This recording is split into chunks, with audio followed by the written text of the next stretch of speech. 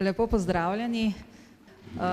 Zelo me veseli, da lahko to zanimivo delo predstavimo v bližini Lojzetovega rojstnega kraja. Ko je prišel k nam v Libris, naj povem, da ga je spodbudila tudi knjiga njegovega prijatelja Stanislava Mahneta Razvoj izolske kirurgije, da je tudi sam začutil, čeprav mi je rekel, da je že malo prej pogovarjal, ko je zvedel, da gospod Mahne pripravlja knjigo, sem mu tako namignil, da bi bilo fajn in lepo, da bi skupaj kaj napisali, kajti o teh stvareh, predvsem o stroki in o strokovnem znanju, sta oba vedela veliko, vesta, in oba sta vrhunska strokovnjaka. Tako da pri prebiranju knjige, ko je prinesel na založbo ves ta material, je res iz tega dela njegovega rokopisa vela ta strokovnost, to znanje, ta strast do poklica in ne samo to, vela je tudi ljubezen do svojega domačega kraja, izjemno je ponosen, vem, da ga ljudje tukaj poznate in veste, kako je ponosen na svoj kraj, kako je ponosen na to, da je v Prvačini toliko zdravnikov, kako je ponosen na svoje delo, tudi na svoje politično dejstvovanje, predvsem pa tudi na družino, ki mu je vedno in mu vedno stoji ob strani. Tako da jaz ne bom bila predolga, kajti zagotovo nas čaka zanimiv večer, v katerem bomo spoznali mogoče še bolje in še globje Alojza Zorna.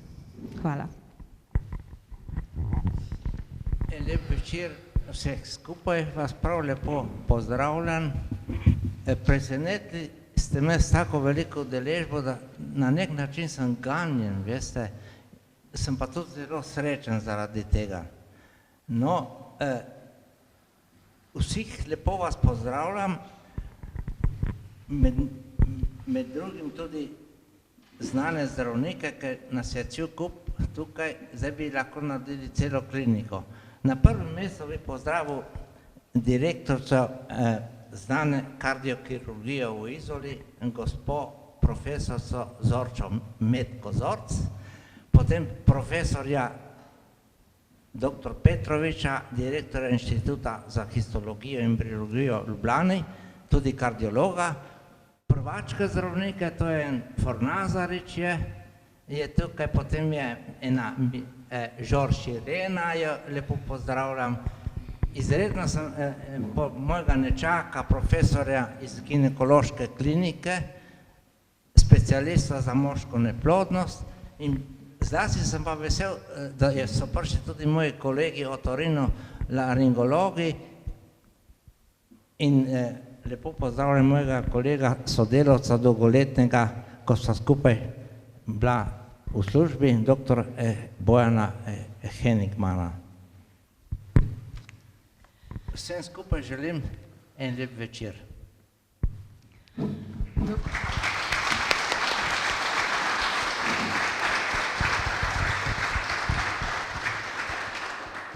Dober večer. Verjetno se sprašujete, kdo sem, ker v tem koncu nisem poznana. Moje ime je Alenka Furlan in sem po poklicu bibliotekarka in celo življenje delala kot bibliotekarka oziroma knjižničarka v različnih okoljih. Delala sem v Ljubljani, delala sem v Logatcu in zadnjih 18 let v Ajdovščini, se pravi vse življenje sem bila med knjigami, ker smo po moževi strani v nekem daljnem sorodstvu z gospodom Zornom, me je pač prosil, da vodim to prireditev in upam, da bomo imeli skupaj en lep, prijeten večer. Gospod, doktor, ali kako ne vem kaj, Lojze, ne vem rečem. Najprej vas bom prosila, a preberete naslov knjige, da si ne bom polomila jezika, tudi če sem trenirala. Torej, naslov knjige je Alojz Zorn, Spomini otorinolaringologa, mikrokirurga. V bodoče bomo rekli kar oral. Marsikdo, ko pride v zrela leta, dela obračun s svojim življenjem, malo komu pa uspe o svojih dosežkih tudi napisati knjigo. Najprej tudi moje čestitke. Knjiga je razdeljena na nekaj poglavij, govori o življenjski poti doktorja Zorna, potem je kratek napis nastanka ORL in nekaj zanimivih primerih iz njegove zdravniške prakse, potem posebno poglavje je o Aleksandrinkah, omenja tudi te zdravnike iz njegovega kraja in na koncu je še poglavje vstop v politiko. Kot je že gospa Celestina iz založbe Libris v začetku povedala, sva ugotovili isto. Zelo ste ponosni, da izvirate iz Prvačne in tudi vaša želja je bila, da je predstavitev v domačem kraju oziroma naneslo je, da je v sosednji vasi v Dornbergu. Nam lahko nekaj zaupate o koreninah vaše družine? Slišali smo in nekaj tudi preberemo, da je med vašimi predniki nekaj zelo uglednih osebnosti, že če gledamo več koreninskih vej nazaj. Ja, gledajte, to je naša družina, se reče pri Mežnarjevih ali tudi pri Slovenčkovih. Je zelo ugledna družina, to je družina duhovnikov, učiteljev in zdravnikov. Najbolj smo ponosni na deda od mojega, na strica od mojega deda, ki je bil dvorni kaplan Franca Jožefa na Dunaju, osebni spovednik, kasneje imenovan za goriškega knezo nadškofa. Zakaj knezo nadškofa? Pogoj, da je človek postal goriški nadškof, je bil, da je tudi plemiški naslov. In ker imamo stare korenine plemiške za svojim grbom, je bil tudi ta naš stric imenovan za goriškega knezo nadškofa.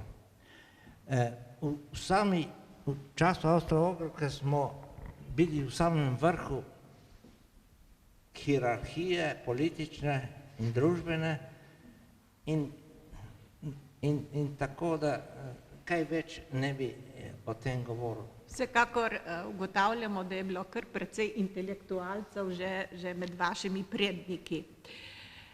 Rojen ste v začetku vojne leta 1941, v družini je bilo 5 otrok, na to se bomo vrnili še kasneje. 1960 ste vpisal medicino in jo 66 končal. Kaj je v bistvu vplivalo na vašo odločitev, da ste se odločil za zdravniški poklic? Ja, to je zelo čisto neko naključje, ampak da sem se odločil za zdravniški poklic, ravno v tej vasi je prišlo do odločitve. Zato sem se tudi odločil, da bom imel svojo promocijo knjige tukaj. In sicer mama je bila bolna, imela po mojem vedenju današnjem, ker sem zdravnik, imela verjetno napad žolčnih kamnov, mi je rekla, sine, skoči v Dornberg ambulanto in prosi zdravnika, če pride domov. Potem sem laufal v ambulanto Dornberg, zdravnik me je prijazno sprejel, to je bil en fin gospod, lepega zunanjega videza, z lepimi brčicami, plavimi očmi, oblečen v brezhibno belo haljo, za kravato in jaz sem ga gledal kot Boga. Saj ta bo pomagal moji mami, ker sem imel izredno rad. In takrat sem rekel, tudi jaz bom zdravnik. Nekaj bi pa rekel, biti zdravnik je posebna čast, je pa tudi velika odgovornost. Še bolj velika odgovornost je, če postaneš predstojnik oddelka, ker moraš reševati najtežje primere. V bolnici so tudi specialisti mlajši, ki ne obvladajo vsega, ampak če se nekaj zakomplicira, bo že šef rešil zadevo. No, se pravi, tudi lep videz lahko naredi prvi vtis, pa mogoče, kot bi rekli, da nas neka avtoriteta, verjetno. Mislim, da so od nekdaj zdravniki veljali, tako da smo jih spoštovali in vsaj v prejšnjem obdobju je bilo res, so bili zelo cenjeni in smo jim zaupali. Kje ste nabirali prve samostojne zdravniške izkušnje, preden ste se specializirali? Glejte, jaz sem prišel po po študiju že narejen zdravnik, zato ker praktično vse počitnice sem preživel na praksi v regionalni bolnici Šempeter, ki me je štipendirala. In takoj po študiju so mu zapodeli kot mladega fanta, 24 let starega, v Goriška Brda in cela Brda sem imel, pa nobenih problemov ni bilo. Zaradi tega, ker sem jaz sem bil že narejen zdravnik, ker sem toliko prakticiral in sem imel izredno veselje do tega poklica. No, privlačale so me pa tudi družbene vede in vpisal sem tudi na zgodovino. 2 semestra sem naredil, potem pa ni šlo več, ampak še danes me tišči v srcu, zakaj nisem tega naredil, ker jaz, če si nekaj zadanem, rad končam. Bil sem poročenih 8 let žena, šele lansko leto sem povedal, da sem študiral tudi medicino. Zgodovino najbrž. Zgodovino. Ja, verjetno ob tako zahtevnem študiju bi bilo kar malo težko dve fakulteti narediti. Ja, ni šlo. Nam lahko zaupate kakšno zanimivo izkušnjo prav iz tega dela? Zadnjič ste mi nekaj pripovedoval, ko ste deloval potem kasneje tudi v Sežani. Ja, potem sem še, kasneje sem bil še v Sežani službi in tam sem dobil stanovanje, sem se ustalil za 2 leti, na kar sem začel, je bil razpis za otorinolaringologa. Edini izpit, kjer sem na fakulteti padel, je bil z otorinolaringologije. Zanimivo. In potem sem se pa toliko zagrizel, manjkala mi praksa, v praktičnem delu sem padel. Potem sem šel pa spet v bolnico, 1 mesec na otorinolaringologijo, da sem dobil prakso in takrat me je to privleklo. No, vsekakor se kaže vztrajnost, ampak jaz sem si zapomnila zadnjič, še preden sem vedela, da bom povezovala to knjigo, ko sva nekje klepetala in ste mi pripovedoval o teh svojih prvih izkušnjah v Sežani, da en kmet si je, mislim, da zlomil nogo in da je prišel z enim nenavadnim prevoznim sredstvom do vas, ker je bil sam doma. Ja, veste, takrat ni bilo avto, jaz sem bil potem v Komnu, bil sem že Sežani stacioniran, ampak ko eden zdravnik zbolel, si mogel pokriti druge ambulante. Tako sem slučajno bil v Komnu in prijem pacijent, ki si zvil nogo, sem rekel, kako ste prišli k zdravniku? Ja, je rekel, s kosilko. Ni bilo avto takrat.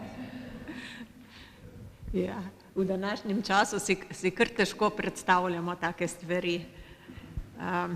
No, odločili ste se potem za otorinolaringologijo, celo uspelo mi je pravilno izgovoriti ta izraz. Specializirali ste se kasneje tudi v Franciji, v Parizu, v Belgiji, v Trstu, na Danskem.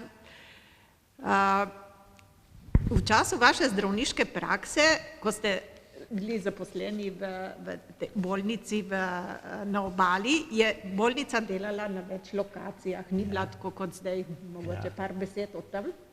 Ja, začel sem, gledajte, po vojni, ko je prišla meja, so večina regionalnih bolnic za isto so ostalo v Trstu, ne? In potem nova oblast je bila v dilemi, kajti ni bilo enega velika poslopja, kjer bi se lahko vsi oddelki naselili. In tako si je otorinolaringološki oddelek, potem dermatološki oddelek, infekcijski oddelek, očesni oddelek naselil v sirotišnici v Piranu, kirurški oddelek je zasedel neko druga večja poslopja v Izoli, v Ankaranu je bil potem interni oddelek in v Kopru pa ginekologija in pediatrični oddelek. Ta razpršitev nam je bila izredno neracionalna v finančnem smislu, ma tudi timsko nismo mogli tako skupaj delati kot specialisti. In to je težko. In so se lahko zgodile tudi tragedije, ker predno sem jaz prišel iz Pirana do Kopra, je lahko kakšen otrok tudi umrl, ampak en primer sem opisal, ko je v knjigi lepo napisano. Ja, čisto vsega pa tudi ne smeva povedati, zato ker potem ne bo zanimiva knjiga. O tem ne bi govoril, ker pol ne bo noben čital moje knjige. Kljub temu bi vas prosila mogoče vseeno kakšen zanimiv primer iz vaše zdravniške knjige. prakse. Ja. Knjiga je napisana preprosto s tem namenom, da jo lahko tudi tisti, ki nismo v zdravniških krogih, razumemo. In mogoče je to za nas še bolj zanimivo. Vemo, da kdor je na ORL oddelku, da je nekaj povezavo z grlem, z nosom, ampak običajno imamo v mislih take blažje zaplete. Lahko pa pride tudi do kakšnih hudih zapletov in nekaj kar zanimivih primerov je. Ja, pogledajte, mikrokirurgija je izredno težka stroka. Takrat nas je bilo na 200 otorinolaringologov v Sloveniji je bilo samo 10 mikrokirurgov nas je delalo. To je izredno težka uralska tehnika. Jaz sem to tehniko izpopolnjeval na ta način, da smo začeli vgrajevati prvi v Sloveniji titanijeve protezice. Kronični vletni proces razžeje eno koščico in je ni, in jo moraš nadomestiti. In smo nadomeščali smo ugotovili, da ima titan prednost pred drugimi materijali in smo začeli lepo vgrajevati te protezice in so bili rezultati kar dobri. Po 5 let smo vgrajevali te protezice in potem smo sklicali sekcijski sestanek vseh otologov v hotelu Marito v Luciji in tam sem svoj referat prikazal in ta referat je bil izredno dobro sprejet. Ampak kakšen bil rezultat, vam pa povem čisto po resnični zgodbi. Jaz sem sprejel eno lepo, simpatično gospo, vnetje je razžrlo bobnič, eno koščico je tudi razžrlo, potem smo jo operirali, luknjico na bobnič smo zaflikali, bolano koščico smo nadomestili s titanijevo protezico. In potem čez en mesec je prišla gospa na kontrolo, pa je bila prišla kar nasmejana. Pa sem rekel, gospa, kako je kaj, a slišite kaj? Je rekla, slišim, ma zdaj me moti moški smrči. V knjigi je tudi zanimiva način zahvala, ko ste pač to pogruntali, oziroma te titanijeve proteze, ampak vseeno denarja vedno zmanjkuje. Ste dobili nekega sponzorja in je kar lepo prebrati. Kdo je bil ta sponzor? Glejte, to je bilo v socializmu tako, da si mogel kupiti sam kramp, da greš v državno podjetje krampati. In denarja nikoli ni bilo. In če si bil ta manjši oddelek, najprej so dali kirurgom in drugim večjim oddelkom, mi smo bili vedno na repu, ker smo bili 3 zdravniki zaposleni, kirurgov je bilo pa 10. Naša teža ni bila taka in smo iskali sponzorja. Srečo sem imel, da je bil direktor enega Tozdavlju, ki je bil ravno moj sorodnik in njega sem nekako naprosil, da mi je dal finančna sredstva, tako da so mi kupili protezice, inštrumentari in kako smo začeli to? Jaz sem prišel iz Tübingena, prinesel mikrofilme, si 3krat zavrtel tisti mikrofilm, sem rekel, tu bomo in drugi dan smo začeli delati. No, in na podlagi teh referatov o titanijevih protezicah je meni bilo podeljeno veliko priznanje zdravniške zbornice. Dobil sem zlato plaketo za strokovno delo, kar je velika čast. Zbornica nagradi približno 10 zdravnikov na leto s takim odlikovanjem, veste. No, lepo.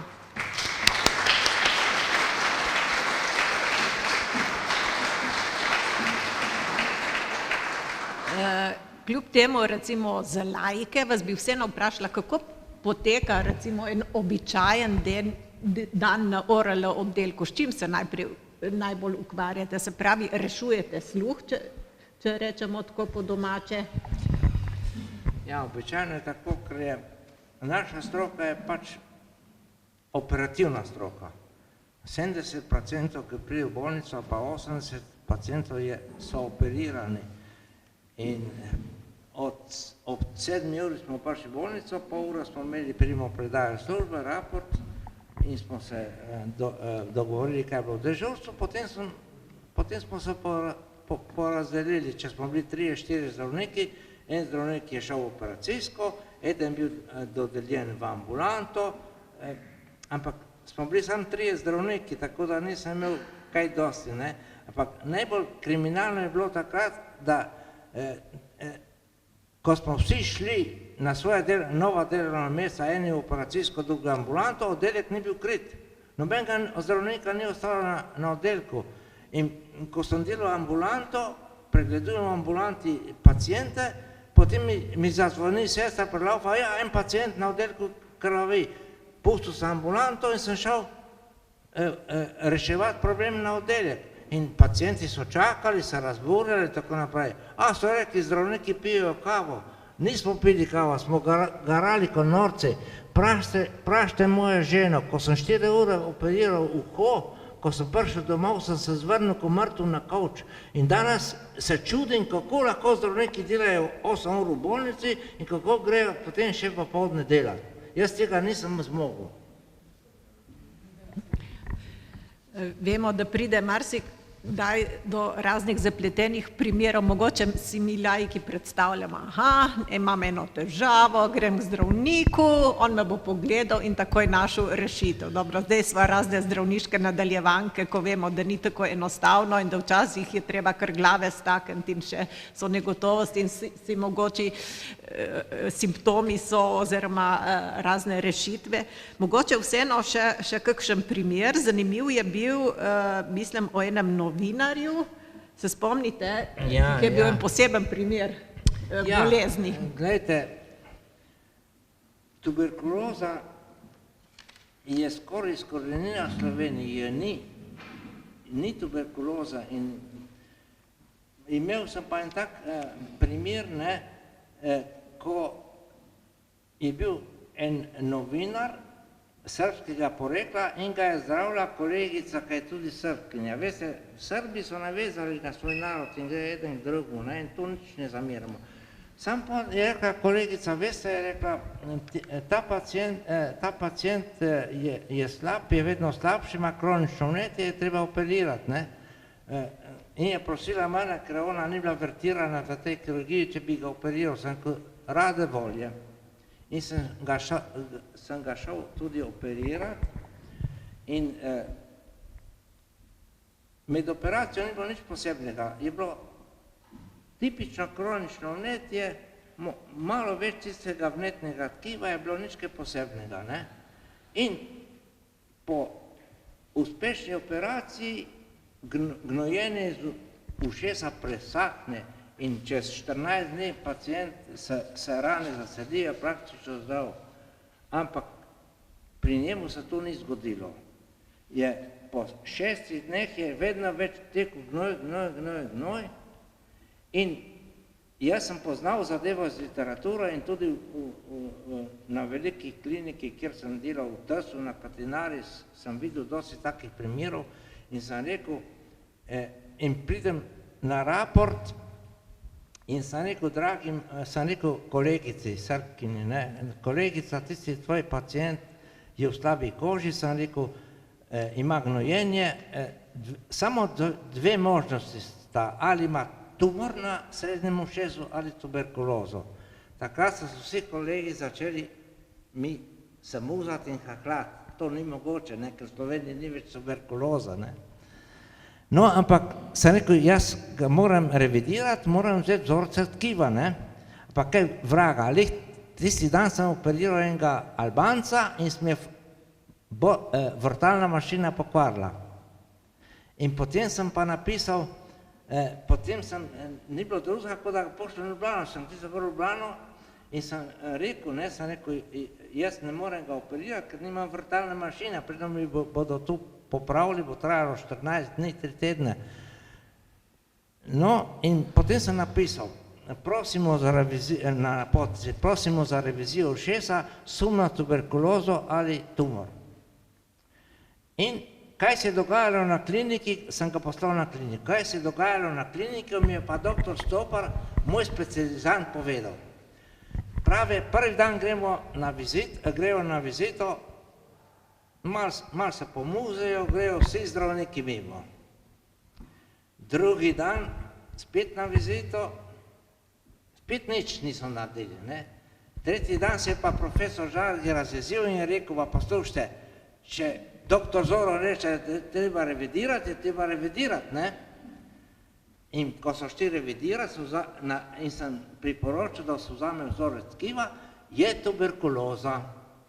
In pol prave stopar. Tretji dan laufa profesor Žargi prvi na raport, kako so oni odkrili tuberkulozo. Jaz so odkrili, zato ker sem jaz jim točno povedal, kaj je. In potem sem hotel ta primer tudi objaviti v Vesti, ker sem zahteval, da mi posnetke vrnejo iz klinike. Nisem dobil teh posnetkov. No, ampak če ne bi odkrili tuberkuloze, bi ta pacient umrl. In kaj je bilo? To je bil novinar, ki je bil med vojno obiskoval lagre in taborišča po Bosni in tam je bilo ogromno tuberkuloze. In tam je dobil tuberkulozo. Ma je rekel, veste, doktor Zora, nikoli več ne bi šel na kliniko, kako so oni ravnali z mano tam. No, potem so pacienta vrnili na naš oddelek in smo ga skupaj z pulmologi zdravili. To sem napisal v moji knjigi članek, ne? Zdaj ne bo čital noben moje knjige. Samo en primer tako kot zanimivost sva, bi rekla, povedala. Zelo dosti je še drugih primerov, opisuje tudi nekatere stvari, ki so bile bolj žalostne, vedno se pač srečno ne izide, ampak to boste sami prebrali. No, potem 20 let ste bil vodja ORL-ja, v tem času pa tudi ste imeli pomembno vlogo pri gradnji bolnice v Izoli. Ja. Nove bolnice, kjer... No, tukaj bi pa na 4 stvari malo se zadržal. Kakšna je pomembnost bila? Ko smo gradili bolnico, sem jaz arhitektu rekel, rabim toliko malo precijsko veliko, par ambulant in tako naprej. Me pazljivo posluša, na pol se nekaj nisem še končal, veste, nekaj vam povem. Razvoj medicinske stroke je tako silovit in hiter, da jaz ne vem čez 5 let, kakšne aparature bom dobil. Prosim vas, zahtevam, da mi zgradite še en rezervni prostor za bodoči razvoj. Veste, kaj mi je rekel arhitekt? Doktor, vi ste edini zdravnik v tej bolnici, ki gleda 10 let naprej in ki imate vizijo, mi je rekel. No, čestitke bi rekla za vse. Pa sem dobil, ta prostor sem dobil in je še kako prišel prav. In še nekaj bi največ, kar sem naredil za pacijente in tudi za zdravnike, da sem, pogledajte, specializacija za otorinolaringologijo je bila predvidena 6 let. Po mojih izkušnjah se vsak povprečno inteligenten zdravnik nauči diagnostike v 4 letih. In je neumno specializirati 6 let enega zdravnika. Kirurško delo se poučiš celo življenje. Zato sem sprožil celo akcijo, pisal, pogovarjal in sem v končni fazi dosegel, da smo skrajšali specializacijo iz 6 let na 5 let, kajti v sosednjem Trstu je 4 leta. In bi naši specializanti šli specializirati v Trst, ne v Ljubljano, to sem lepo povedal, no to sem tudi pisal, ampak s tem sem naredil 2 stvari. Prvi sem naredil uslugo zdravniku, ker mu ni treba 1 leto več plačevati stanovanje v Ljubljani, se voziti, in na drugi strani smo hitreje specialista naredili, da se vrnil na svoje delo in pacientov smo skrajšali dobo lahko, čakalno dobo za otorinolaringo v Sloveniji. Upam, da mladi vejo, kaj sem jaz naredil v Sloveniji za otorinolaringologijo. No, če ne vejo, vsekakor je tudi ta knjiga dokaz in zato je tako dragoceno, ker lahko se verjetno tukaj, se bomo potem vrnili, je tudi nekaj... No, še nekaj bi, dovoliš, da še nekaj povem. Poglejte, ponosen sem pa predvsem na to, koliko zdravstvenih delavcev sem jaz vzgojil. 2 leti sem predaval na šoli za medicinska sestra in se jih učil anatomijo. Na mojem oddelku je specializiralo pri meni 5 zdravnikov, ki so postali izvrstni otologi. Moram reči, da nikoli nisem skrival svojega znanja, mlade zdravnike sem spodbujal in da so se naučili vse tisto, kar sem jaz znal. Tudi mikrokirurgijo bi se kdo navadil, tam pa ni šlo tako lahko. No. In bom rekel, če kaj sovražim v medicini, je profesionalni egoizem. Zdravniki smo dolžni učiti mlajše kolege zato, da bomo pacienti imeli nekaj koristi. In vse svoje izkušnje, vse svoje znanje sem z veseljem posredoval. Tukaj je dr. Henigman, ki je bil 5 let pri meni, ki si mogoče nekaj mikrokirurgije tudi izučil pri meni. To je ena. Glede sester bom povedal sledeče. Smo sedeli v bolnici, tam v rekreaciji pili kavo, naenkrat pride ena mlada, lepa sestrca in me zagleda. O, doktor Zoro, pravi, tako sem vesela, ko vas vidim. Ja, pridi prosedi, pridi na kavico. Veste, zakaj sem vesela? Ker ste me toliko naučil te anatomije, da ko sem šla v Ljubljano na višjo šolo, nisem imela nobenih težav. Popij kavo, te bom pa še nekaj vprašal, sem rekel. Poslušaj, katere tvoje kolegice iz tvojega razreda so mi pa populile vse tulipane na mojem vrtu? Je rekel, to je pa druga zgodba. Ja, saj vemo, kako je z mladostjo, ko ste že omenili tulipane, dobro, to sicer ne sodi sem. Ne vem, kakšna navada imate tukaj za kolone, ko se nekdo poroči. Včasih je bilo tako, da smo se dobili mladina skupaj, fantje so naredili ogrodje, punce smo skrbele za rože in seveda si šel v sosedno vas.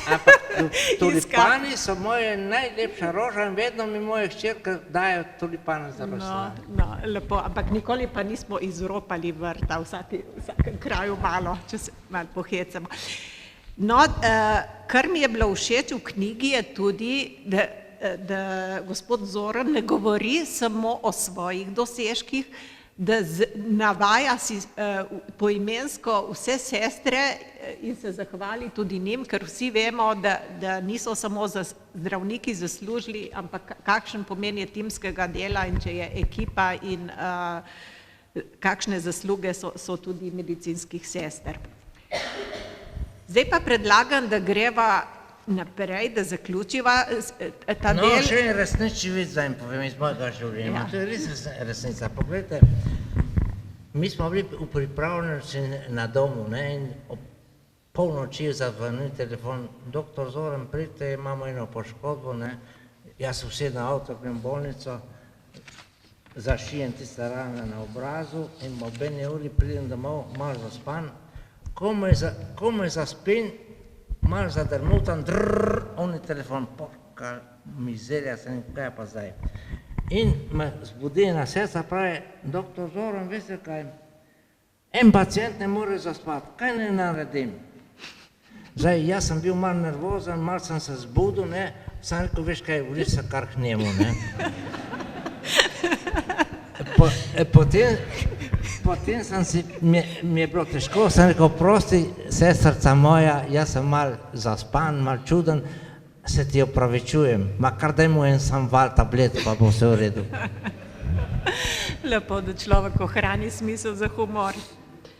No, zdaj se pa vrneva spet k vaši osebni zgodbi. Posebno poglavje v knjigi je posvečeno Aleksandrinkam, saj je bila tudi vaša mama Rozalija Aleksandrinka. Vsi vemo, kako je to težko obdobje, koliko je o tem napisano zadnja leta, prej se je samo govorilo. Z današnjimi očmi se zelo, zelo težko, sploh tiste, ki smo ženske, postavimo vlogo mam ki so pustile svoje dojenčke, zato da so reševali kmetijo. In prej, ko smo se pogovarjali, ali je bilo to treba ali ne, dam primer recimo moje none, ona se ni odločila, sam je kmetija propadla, so ostali brez vsega. Seveda tragične zgodbe oziroma težke preizkušnje so bile pa tudi njihovih soprogov oziroma mož, ki so ostali doma. Nam lahko poveste, kako ste se začeli ukvarjati s tem oziroma kako ste nekega pisatelja nagovoril? Ja, to je bilo pa takole. Glejte, moja mama mi je povedala svojo zgodbo življenjsko in to mi je toliko pretreslo, da sem rekel, te ženske so toliko naredile za reševanje naših ekonomskih situacij doma, ko je bilo težko, da zaslužijo nek spomenik, sem rekel. In stalno so me te zgodbe preganjale, imel sem že 10 napisanih v svoji glavi in tako naprej. In kaj se je dogajalo? Kmetije so šle, tako ko je razpad Avstro-Ogrska, smo izgubili, pravzaprav Vipavska dolina je izgubila širok trg za svoje kmetijske izdelke, za vino in tako naprej. In kmetje niso mogli tega več prodajati in ogromno teh kmetij je šlo v stečaj, ali na boben smo rekli takrat, ne. In to ekonomsko situacijo, prišel pa še fašizem, ki nam je vzel kulturo, jezik, tisk in tako naprej. No, ampak kako so to, ženske so reševale potem te kmetije, kot so vedele mogle in so šle, najbolj pogosto so šle v Egipt. Izredno cenjene in dobro plačane so bile dojilje, pa sobarice, pa druga in sploh so bile te ženske iz Gorice znane in so rekli le Goricien, so rekli po francosko, tam se je govorilo dosti francosko. No in moja mama je pustila mojega brata Ivančka doma in mi je povedala tisto pretresljivo zgodbo, je rekla, ko sem, pogledajte, še žival ne pusti v gnezdu ptička brez hrane, skrbi za njega in tako naprej. Moja mama je pustila Ivančka in s polnimi prsi mleka šla do iti drugega otroka v Egipt. Je rekla, to mi je bilo grozno. Celo pot sem jokala, na vaporju je rekla, ampak kaj se je zgodilo? Ko sem prišla tam, nisem bila navadna dekla, je rekla. Jaz sem dobila uniformo, jedla sem pri gospodarjevi mizi in sem sprejela to in dojela to punčko Anjet, ampak sem bila velika šjora, je rekla, ne. Ko so šli gospodari, ki so bili izredno bogati, v Vichy, v Francijo na termalne vrence, sem šla z njimi, pa sem šla v Ženevo in tako naprej. Navadila se, krasno je govorila francosko, ampak je rekla, ko sem šla z Egipta, je bila tudi ona moja punčka moja, veste, po mleku moja. In spet sem bila celo pot, ko sem se vračala domov prvačno, sem jokala. In še tretjega, ko sem prišla domov, iz tistega gospodskega življenja sem mogla iti k štalam v hlev in še elektrika ni bilo. Veste, nekatere punce niso teh travm niso vzdržale, ker so se navadile tega gospodskega življenja, so se kar naprej vračala. Ne, moja mama je ostala, prišparala denar, rešila kmetijo in še razširila z nakupom zemljišča posestvo je razširila. In zato sem rekel, tem ženskam, ker ni bilo sama moja mama, je treba narediti nek spomenik in to sem imel že vso konstrukcijo, zgodbo napisano v svoji glavi in tako naprej. In moj pacient je bil pisatelj Tomšič in je postala velika prijatelja. In ob 11. uri jaz dežuram v bolnici in zazvoni telefon in se mi oglasi pisatelj Tomšič. Kaj je Tomšič, sem rekel, kaj ne moreš spati? Ne, res, malo študiram, a veš, kaj sem rekel. Jaz sem dežuran, imam dober refošk, ne pridi k meni, bova kaj poklepetala, ne, rekel. Čez pol ure je bil že pri meni. In seveda jaz začnem s temi zgodbami, ono, tretjim, sem rekel, Marjan, kaj ne bi mi dva spravila to, ne bi mi dva to zadevo literarno obdelala. Ja, je rekel, zanimiva stvar ima, je še premalo zgodb, je rekel, ne. Dobro, bomo zbrali. In potem sva vzela diktafon in smo šla v Vipavsko dolino, po teh vaseh smo vedeli, kje so te ženske, smo zbirali te zgodbe in jaz sem mu še nekaj mojih zgodb dal in on je vse to predelal in je nastal lep roman Grenko morje. Ampak, ko sva končala s svojim delom v Vipavski dolini, tega romana ni hotel od nikoder biti. Pa sem rekel, Marjan, sem ga klical, ma kje so naše Aleksandrinke ostale? Ma je rekel, veš, Lojze, to je tako težka tema, je rekel, tako težko se tu piše, če jaz ne grem v Aleksandrijo, v Egipt, jaz nikoli ne bom napisal te knjige. No, potem nekako mu je uspelo preko sponzorja, da je šel v Egipt, potem je nastala ta knjiga v 6 mesecih. In ta zadeva je potem tudi druga pritegnila in tako je Metod pevec, režiser zvedel za to zadevo, je pridi do mene, Lojze, kaj mi boš pomagal snemati film. In smo snemali dokumentarni film o Aleksandrinkah in ta film je dobil eminentno priznanje na Berlinskem festivalu. In Aleksandrinke so moj projekt. Brez mene o Aleksandrinkah je nekaj pisala že prejna novinarka Zora Makuc, ampak jaz o teh stvareh nisem vedel nič. Jaz sem začel to na svojo roko iz razlogov, ko sem vam povedal. No, če smem dopolniti, se pravim, ker sem knjižničarka in sem vse življenje delala v splošnih knjižnicah. Predtem je leta 1993 izdala novinarka Dorica Makuc iz Renč knjigo Aleksandrinke.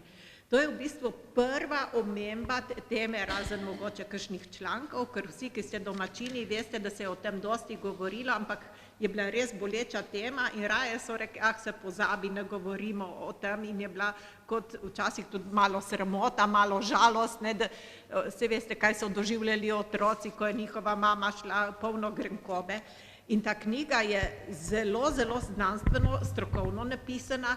Jaz sem v teh dneh ponovno brala te stvari in je dokument časa, potem kasneje je išel pa še po natis, šele leta 2006. Ampak veste, kako je s strokovnimi knjigami, so dokument časa, ne dosežejo pa širšega kroga, ker marsikdo ni zmožen tega prebrati, mogoče prelista, s tem, da ona je poimensko navajala, kje so bile šolske sestre, katere ženske so bile razne dokumente.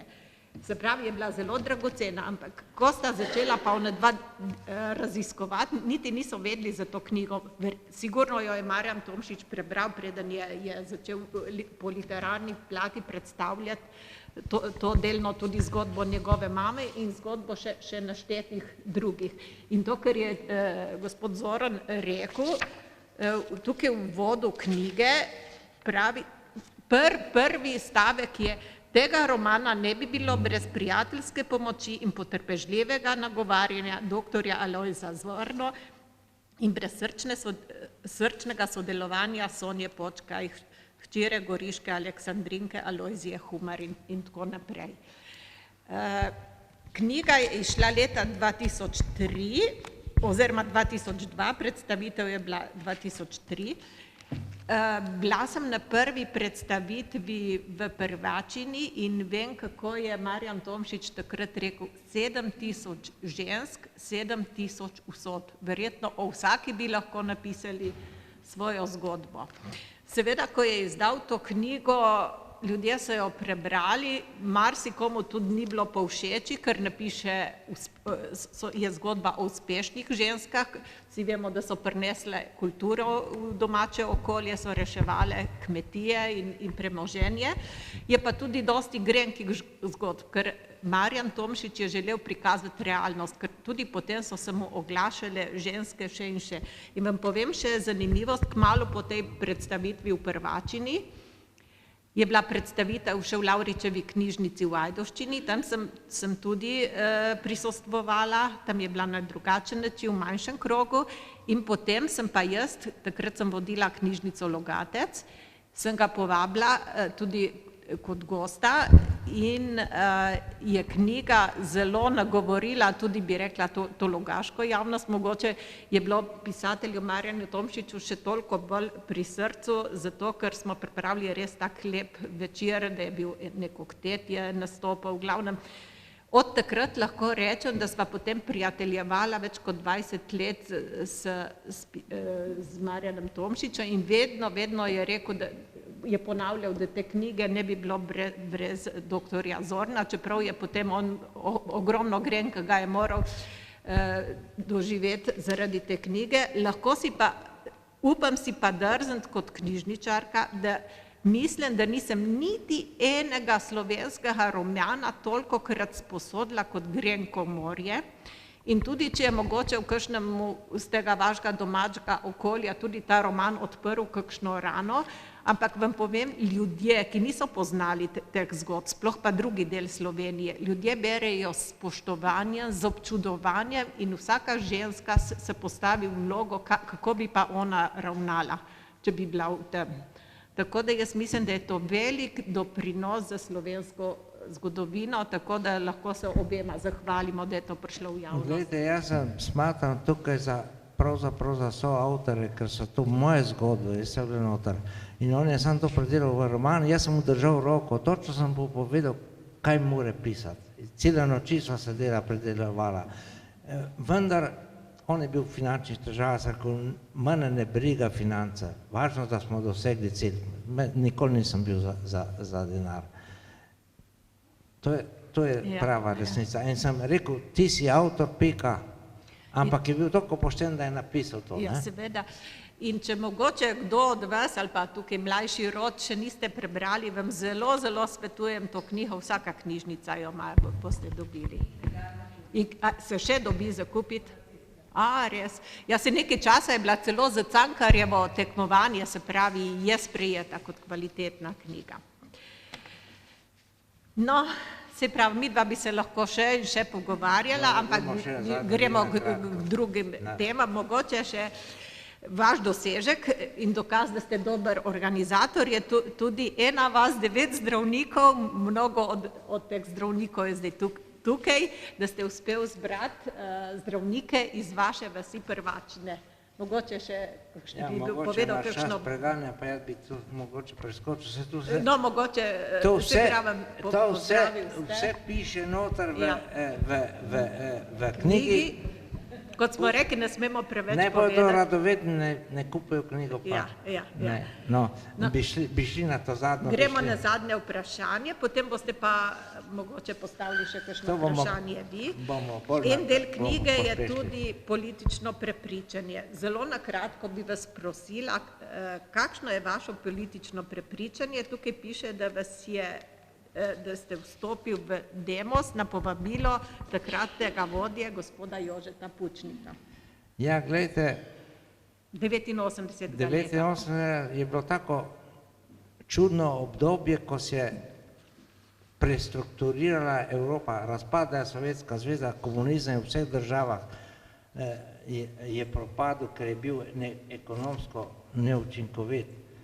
In jaz sem bil vedno demokratsko usmerjen, želel sem si svojo državo Slovenijo, želel sem si, da bi ta naš slovenski narod postal del evropske družine in sovražil sem totalitarne sisteme. Komunizem sem tudi krepko občutil jaz na svoji koži, čitajte knjigo. No, jaz mislim, da je smiselno, da se sami prepričate. In kot intelektualc sem čutil, ne smatrate mene za politika, kot intelektualc sem čutil, da v takih zgodovinskih okolnostih sem dolžen, da priskočim pomoč in pomagam ustvariti demokratično državo, našo državo in tako naprej. In Pučnik mi je v tem je rekel, mi je poklical po telefonu, on mi je spravil v stranko, so bila velika prijatelja. Rekel, Lojze, vem, kako ti misliš, ampak če ne pridete intelektualci zraven, ne bomo premaknili te naše Slovenije. In sem čutil neko moralno dolžnost in tako mi je prav zvlekel v to politiko noter. ampak nikoli nisem se čutil kot politik. Če bi bil, kandidiral sem zato, da sem pomagal stranki, da sem pomagal demokratičnim silam ustvariti to državo. No, nekaj bi pa lep prečital, en lep članek tukaj, 2 besedi tu moram prečitati, ne? Ker mogoče ne bodo vsi čitali knjige.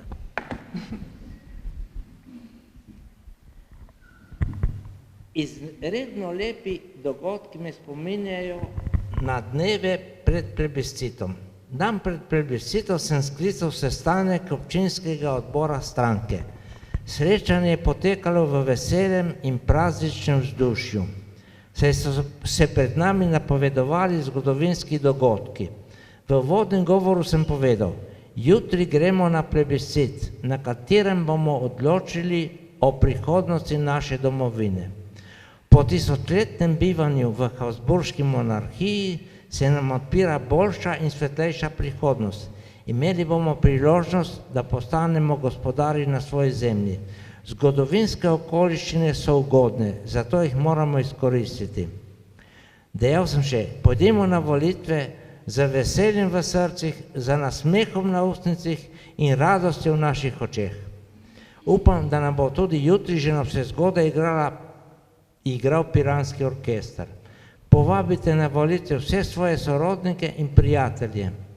Prepričajte jih, naj gredo na volitve. Jutri bomo nazaj dobili našo garantanjo, svobodno demokratično Slovenijo. Nazadnje sem priporočil tajniku odbora Jožetu Kuku, da skrije in uniči seznam članstva naše stranke. Oglasila se je profesorka geografije in vprašala, zakaj je treba to storiti. Resno sem ji odgovoril, zato, ker bo vojna. V predavalnici krajevne skupnosti, kjer smo se stankovali, je izbruhnil preširjen smeh. Sam pa sem postal še bolj resen. Po končani 14-dnevni vojni in prvem priznanju naše države sem ponovno sklical sestanek občinskega odbora.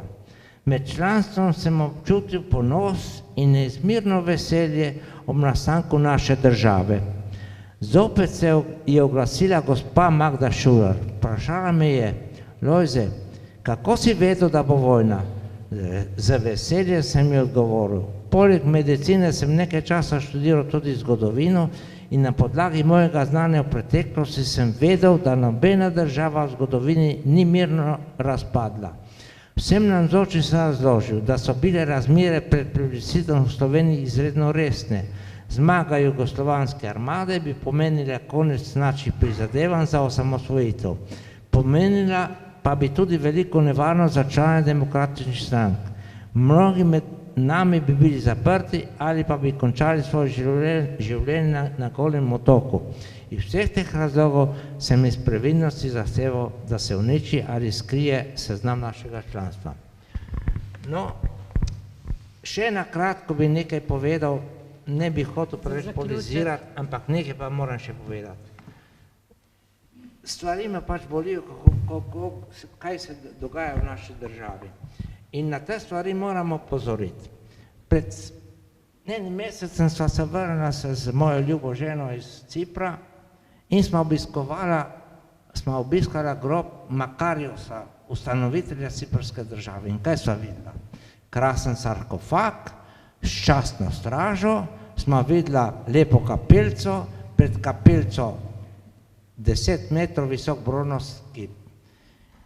In sem rekel ženi, poglej, kako Grki znajo častiti svoje ljudi, ki so državo ustvarili. Kako je pa pri nas, sem rekel. In še nekaj se mi zgodilo. Pred nekaj časa sem bil na piranski gimnaziji, sem z dijaki vprašal, če vejo, kaj je Jožetu Pučniku. V zadregi so se fantje spogledali, nisem dobil odgovora in na koncu je eden zakričal B. Bil sem pa kar zaskrbljen ob teh odgovorih in sem rekel, moj Bog, sem rekel, mislim, da premalo v šoli spodbujajo naše otroke k domoljubju. premalo govorijo o demokraciji. Malo ali pa nič o naši osamosvojitvi. Za mene je bila osamosvojitev države, nastane demokratične Slovenije, enkraten, neponovljiv dogodek. Najbolj svetla točka v naši zgodovini. Narod, ki ne zna ceniti teh dogodkov, je invaliden, je pohabljen. Mislim pa, da to ni slučajno. Obstajajo politične sile, ki zavestno potiskajo osamosvojitev na rob, v ozadje. Mislim, da ne bi smeli in s tem poglabljajo tudi razkol med ljudmi. Zato se bomo sovražili, poklali, če bo šlo tako naprej. Nekaj bi si pa želel, da bi se Slovencem rodil tako velik človek, kot je bil največji ameriški predsednik Abraham Lincoln, ki je rekel sledeče: nehajmo govoriti o tej ali oni stranki, o črni ali beli rasi, združimo se kot en narod. In s tem bi jaz zaključil to srečanje. Na koncu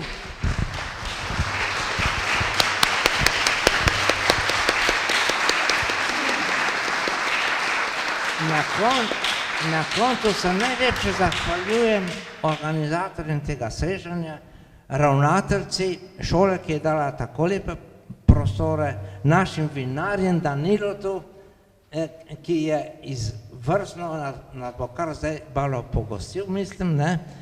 In srečno Slovenija. Ama kdo še kakšno vprašanje, mogoče predvsem o zdravniških ali o kakšni drugi stvari? Sicer bo prilika tudi še nekaj sem pozabil. Najlepša hvala gospodu župniku, ki je iz Prižnice pozival ljudi, ne grejo na to srečanje.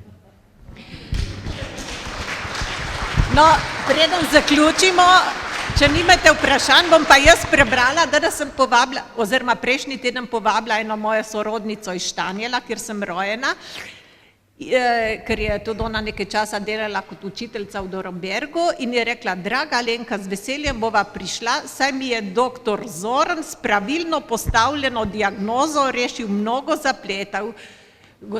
Hvala in lahko noč, Marija, to mi je napisala zdaj nekaj minut prej, pa se je opravičila, da se ne počutita zmožen dobro, in to še v tistih obdobjih, ko, ne vem, a je bilo v Sežani ali kje drugje, samo glavno zelo vam je hvaležna. Ja, mogoče bi pol vsaj en komentar dal. Ja, jaz sem Danijel Petrovič in sem sosed v Luciji od dr. Zorna, tako da se veliko zadnjih 20 let, odkar sem v Luciji, pogovarjamo o marsičem. Veliko me je naučil tudi zgodovine, ker res pozna zgodovino toliko dobro kot recimo kot tudi medicino. Tudi veliko je bilo seveda politične debat, ves čas govori o prvačini, res je navezan na ta kraj. To vino je tam, ta pršut je tam, res ceni te zadeve. Tudi mislim, po mojem, kakor veliko govori, če se bo kmalu loti, je še material za kako knjigo. Tako da to pa čestitam za to knjigo še enkrat.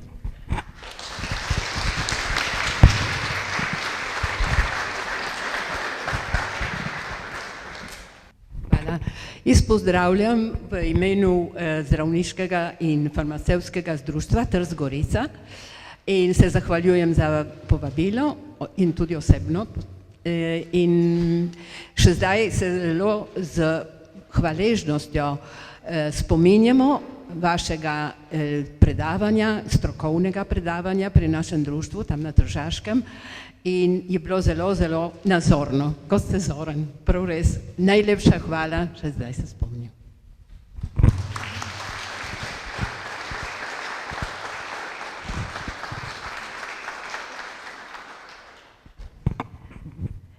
Dragi Lojze, spoštovani gospod dr. Zoran, prisrčna hvala za vsa leta, ki smo jih preživeli skupaj, za pomoč pri našem delu in za vse dobre misli in želje, ki ste jih vedno predajali ob vsakem srečanju.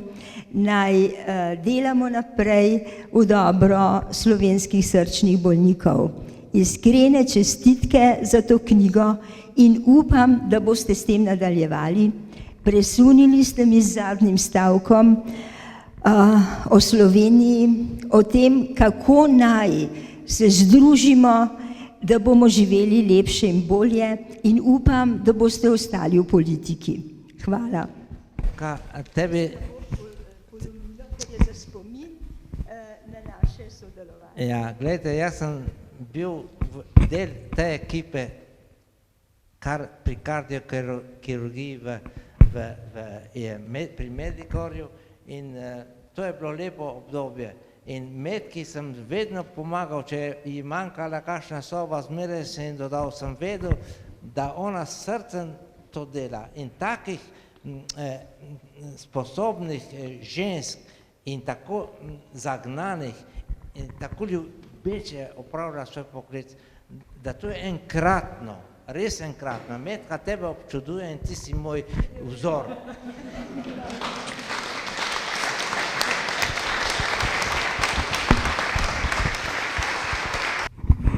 Hvala lepa. Lahko po domače? Lahko? Dobro zdaj. Ko sem zvedel, da pripravljaš prvenec, so mi prišli v misli stihi. Sem dolgo upal in se bal. Slovo sem upal, strahu dal. Hvala Bogu, prvenec je na mizi. Izredno zanimivo branje, ki mogoče bo ali pa ne bo šlo v štric z Marjanovim grenkim morjem. Rad bi se ti zahvalil v imenu vseh tvojih domačinov, vseh nekdanjih sošolcev, da smo lahko doživeli ta današnji dogodek, na katerega smo sigurno ponosni. Žal mi je, samo to mi je žal, da tale predstavitev ni bila speljana v domačem kraju, v Prvačni, kjer bi te sigurno pričakala godba s fanfarami. Gotovo. To je bilo dokazano tudi ob srečanju domačih zdravnikov, kar je bil izreden tudi medijski dogodek, v glavnem. Kaj sem hotel reči? Mi dva sta bila sošolca. 8 let sva trhala hlače skupaj in najina pota so šla na razen. Žal, tako je v življenju. Vendar, kar najbolj cenim je to, da sta prebrodila tih preko 80 let in sva še zmeraj, mislim, da zelo prisrčna prijatelja in tako naj bo še naprej. Še naslednjih 30 let, saj no. Lepa hvala. In ob tem naj se res zahvalim društvu Zapisi, gospodu Milošu Kavčiču, ki je poskrbel, da smo danes se tukaj zbrali in da se imamo lepo, in seveda tudi turistični kmetiji Baša, ki je poskrbela za pogostitev. In še komu, če sem prav razumela. Tako da in seveda osnovni šoli.